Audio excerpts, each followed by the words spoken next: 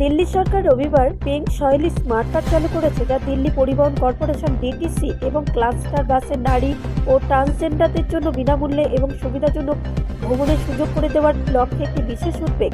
এই নতুন প্রকল্পের মাধ্যমে 12 বছরের বেশি বয়সী কন্যা বোন মায়েরা এখন রাজধানী জুড়ে বিনামূল্যে ভ্রমণ উপভোগ করতে পারবেন। দিল্লির মুখ্যমন্ত্রী রেখা গুপ্তা এক্স পোস্টে এই ঘোষণা করেছেন। দিল্লি সরকার মহিলা ট্রান্সজেন্ডারদের জন্য পিঙ্ক শৈলী স্মার্ট কার্ড চালু করেছে। এখন 12 বছরের বেশি বয়সী কন্যা বোন এবং মেয়েরা ডিটিসি ক্লাস্টার বাসে বিনামূল্যে এবং সুবিধাজনকভাবে ভ্রমণ করতে পারবেন। সিএম রেখা গুপ্তা এক্স এতে বলেছেন, এই উদ্যোগটি দিল্লিতে মহিলাদের জন্য ভ্রমণ সহজতর করার, গণপরিবহনের ব্যবহার প্রচার করা এবং নারী শক্তির প্রতি আরও সুযোগ সুবিধা এবং সম্মান প্রদানের দিকে একটি গুরুত্বপূর্ণ পদক্ষেপ।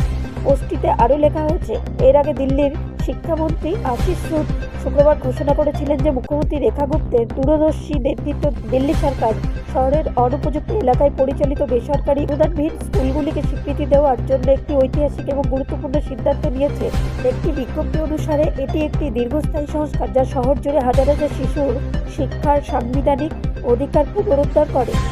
ব্যুরো রিপোর্ট, রাষ্ট্রীয় প্রসার বাংলা।